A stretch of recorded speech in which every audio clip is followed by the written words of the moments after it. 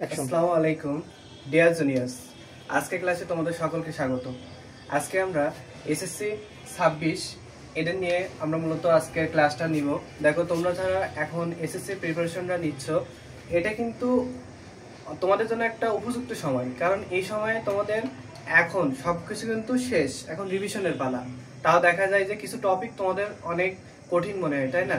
তার এমন একটা টপিক আমাদের যে জীববিজ্ঞানের চতুর্থ অধ্যায় জীবনী শক্তি, দেখবা অধ্যায় খুললেই এমন একটা চার্ট বা চক্র তোমাদের সামনে চলে আসে। ঠিক আছে, এখন দেখো আমরা এটা সুন্দরভাবে বোঝানোর চেষ্টা করব। ঠিক আছে, আজকের ক্লাস থেকে তোমাদের যে কি তোমরা নিতে পারবা। দেখো, আমরা শিখবো আজকে সবাদ শোষণ প্রক্রিয়া, তার সাথে আর কি জিনিস আছে, নিট উৎপাদনটা আসলে কত বা কি পাই আমরা এই বিক্রিয়া থেকে, কি পাই আমরা জানি, কিন্তু কত বলতো 38টি এটিপি।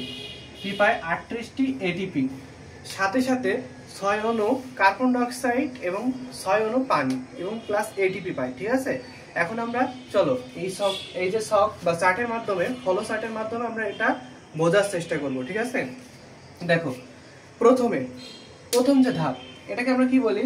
গ্লুকোজ। এখন দেখো, এই যে গ্লুকোজ যেটা আছে, এটা দেখবা 4টা ধাপে। এটা আমরা কি চক্র আলোচনা করছি? সবাদ শোষণ। সবাদ শোষণের মূল আলোচনাটা কি আসলে?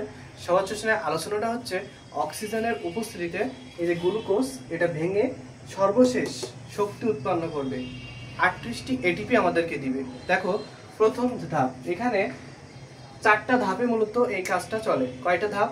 4টা। দেখো, এক হচ্ছে গ্লাইকোলাইসিস। 1 নম্বর ধাপ কি? গ্লাইকোলাইসিস। ঠিক আছে, দেখো গ্লাইকোলাইসিস। 2 নম্বর ধাপ হচ্ছে আমাদের এই যে অ্যাসিটাইল কোয়ে। ঠিক আছে, আমি একটু ইংলিশ লিখলাম, অ্যাসিটাইল কোয়ে। 3 নম্বর যে ধাপ, সেটা হচ্ছে আমাদের ক্রেবস চক্র। এবং 4 নম্বর ধাপ হচ্ছে আমাদের ইটিসি বা ইলেকট্রন ট্রান্সপোর্ট সিস্টেম। ঠিক আছে, এই যে ইলেকট্রন ট্রান্সপোর্ট সিস্টেম বা এই চক্রে সার্কেল, এখানে মূলত আমাদের শক্তিটা কি হয়? উৎপন্ন হয়। এখন দেখো, এটা কি? গ্লুকোজ। গ্লুকোজের সংকেত কি? C6H12O6। এখন এই গ্লুকোজ জিনিসটা মনে করো ভাঙবে, এখানে মনে করো অক্সিজেনের উপস্থিতির দরকার নাই।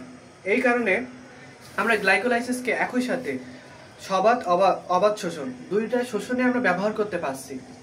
এই কারণে মূলত এটা একটা কমন পাথওয়ে বা কমন পথ। ঠিক আছে, দেখো এই যে গ্লুকোজ ভাঙবে, ভেঙে কিসে পরিণত হবে? পাইরুভিক অ্যাসিডে। গ্লুকোজ ছিল কয় কার্বন? দেখো 6 কার্বন। এখন পাইরুভিক অ্যাসিড কত? যদি আমি পাইরুভিক অ্যাসিডের সংকেত লিখি, দেখো C3H4O3। দেখো, এটা ছিল 6 কার্বন, সেখান থেকে ভেঙে গিয়ে এখানে 3, এখানে 3, অর্থাৎ 2টা পাইরুভিক অ্যাসিডে পরিণত হচ্ছে। এখন দেখো, এই যে 2টা পাইরুভিক অ্যাসিড তৈরি করলো, এই ধাপটাকে আমরা বলি হচ্ছে গ্লাইকোলাইসিস ধাপ। কি ধাপ?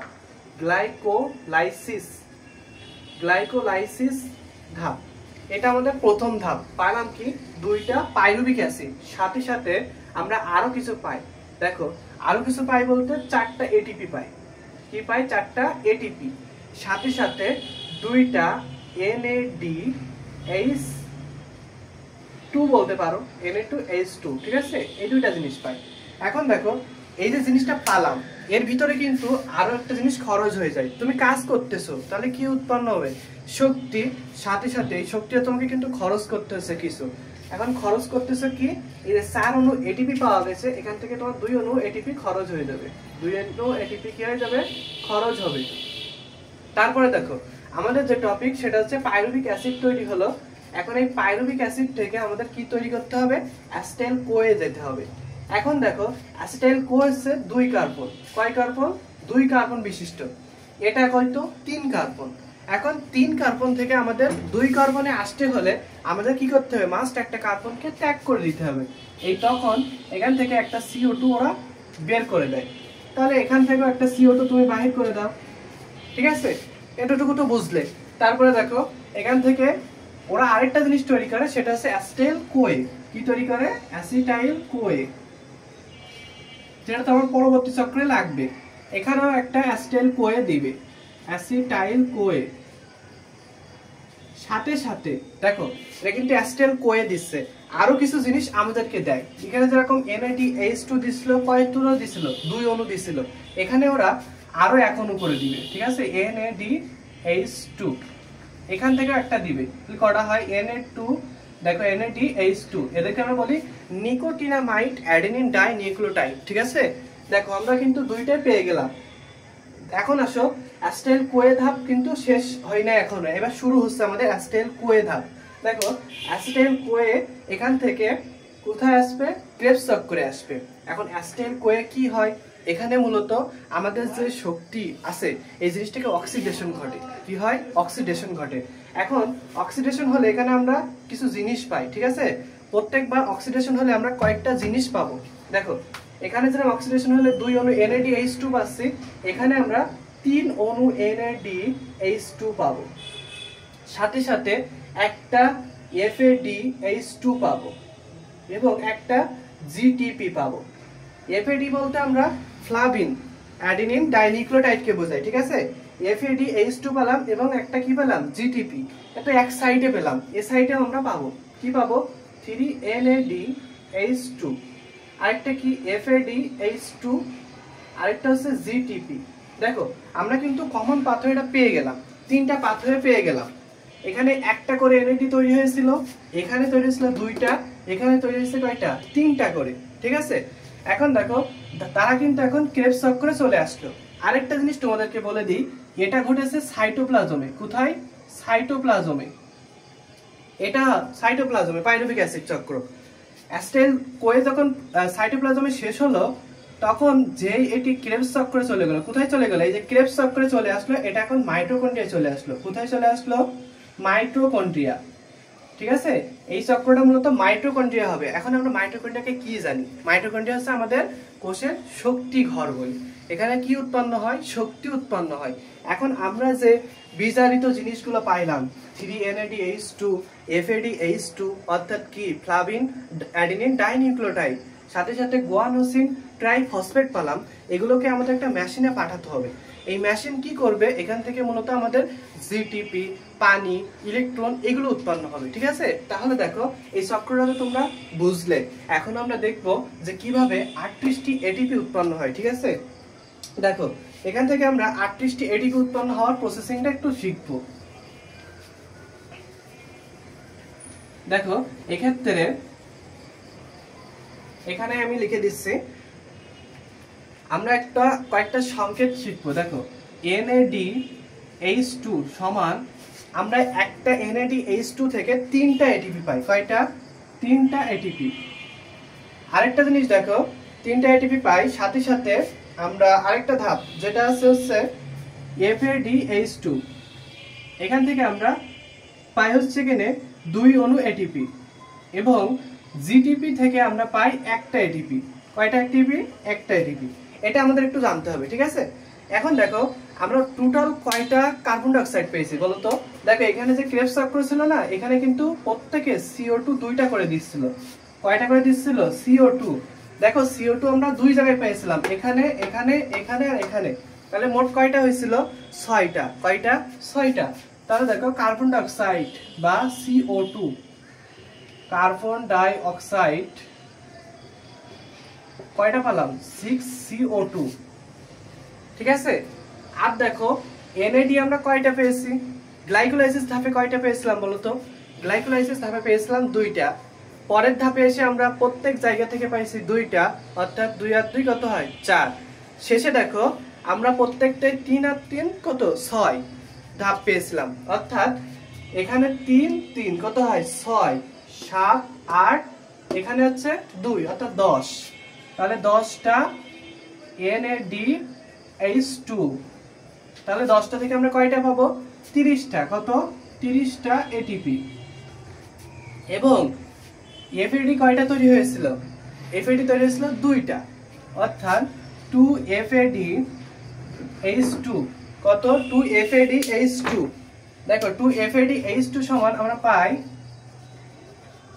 4 অণু, কত, 4টা ATP, ঠিক আছে। দেখো প্রত্যেকটা থেকে যদি আমরা 2টা করে পাই তাহলে এখানে আমরা কয়টা পাবো, 4টা। সাথে সাথে দেখো গ্লাইকোলাইসিসে কিন্তু আরেকটা কি আছে, GTP, কয়টা, 2টা GTP, অর্থাৎ এখান থেকে আমরা পাবো 2টা এটিপি। এক্ষেত্রে কিন্তু আমাদের খরচ করতে হচ্ছে, ঠিক আছে। তারপরে দেখো 4টা এটিপি ছিল গ্লাইকোলাইসিস ধাপে এবং ও ব্যবহার করেছিল 2টা, বাট 2টা তখন থেকে গিয়েছিল। ওই যে 2টা থেকে গিয়েছিল, ওই 2টা এটিপি এটা কোথা থেকে পেলাম আমরা? গ্লাইকোলাইসিসের অবশিষ্ট এটিপি, ঠিক আছে। এখন দেখো এটিপি কয়টা হয় দেখো তো, 30, আচ্ছা 34 আর 2 36 আর 2 38, কত হয়? 38টা এটিপি প্লাস এখানে কি উৎপন্ন হলো? 6টা carbon die oxide 6CO2 plus পানি উৎপন্ন হয় 6H2O, সাথে সাথে তাপ শক্তি উৎপন্ন হয়, ঠিক আছে। তাহলে এই হচ্ছে কি প্রসেসিংটা ছিল আমাদের যে সহজ শ্বসন প্রক্রিয়ায় যে 38টি এটিপি তৈরির প্রসেসিং। তোমরা এটা পড়ার সময় বইটা একটু ওপেন করবা, ঠিক আছে। দেখবা গ্লাইকোলাইসিসে আমরা পাইছি, দেখো আমি এখানে 10টা কিভাবে আসলো যদি আমি তোমাদের কিছু দেখাতে চাই। দেখো গ্লাইকোলাইসিসে পাইছিলাম আমরা কয়টা বলো তো? 2টা। কয়টা? 2টি। NAD কয়টা পেয়েছিলাম সেটা। তারপরে অ্যাসিটাইল কোয়ে, ঠিক আছে, পাইরুভিক অ্যাসিড থেকে, কোথা থেকে? পাইরুভিক অ্যাসিড থেকে আমরা পেয়েছিলাম কয়টা বলো তো? পাইরুভিক অ্যাসিড থেকে পেয়েছিলাম আমরা মোট 2টি। সাথে সাথে আর আছে আমাদের ক্রেবস চক্র, ঠিক আছে, ক্রেবস চক্র, এখানে আমরা পেয়েছিলাম মোট 6টি। এই হচ্ছে কিনা মোট 10টি। এখন গ্লুকোজ থেকে 10টা NADH2 পেয়েছিলাম, সেই 10টা দেখো 30টা ATP পেয়ে গেছি। কারণ কি একটা NADH2 থেকে আমরা পাই 3টা ATP, সেই কারণে পেয়েছি কত? 30, 10টি, ঠিক আছে। তাহলে এখানে কত? 2টা FAD, একটা থেকে যদি 2টা পাই তাহলে 2টা থেকে কত পাবো? 2 2 4। এবং দেখো একটা জিটিপি থেকে আমরা পাচ্ছি একটা ATP, তাহলে আমরা 2টা জিটিপি থেকে পাবো 2টা ATP, ঠিক আছে। আরেকটা হচ্ছে গ্লাইকোলাইসিসে অবশিষ্ট ATP হচ্ছে 2টা, কারণ 4টা ছিল, খরচ করেছিলাম 2টা, হয়েছে আমরা পালাম কত? 38টি এটিপি। তাহলে তোমার মূল কাজ কি? সহজ শ্বসন পরীক্ষায় 4টা ধাপ আলোচনা করবা, গ্লাইকোলাইসিস, অ্যাসিটাইল কোয়ে, ক্রেবস চক্র, আর একটা হচ্ছে ETC বা ইলেকট্রন ট্রান্সপোর্ট সাইকেল। এইখানে মূলত আমাদের কি উৎপন্ন হচ্ছে? শক্তি উৎপন্ন হচ্ছে। আর এই শক্তিটা আমরা কাজে লাগাচ্ছি কোথায়? আমাদের যে সেলুলার লেভেলে, সেখানে মূলত আমাদের এই কাজটা হইতেছে। তাহলে এটাই ছিল মূলত আমাদের সহজ শ্বসন প্রক্রিয়ায় নেট কত 38টি এটিপি উৎপাদনের যে প্রসেসিং সেটা। এখন দেখো তোমাদের ক্লাসে যদি কোনো সমস্যা হয়, বুঝতে অসুবিধা হয়, আমাদের কমেন্টে জানাবা, আমরা চেষ্টা করব তোমাদের প্রশ্নের সমাধান দেওয়ার, ঠিক আছে। আসসালামু আলাইকুম।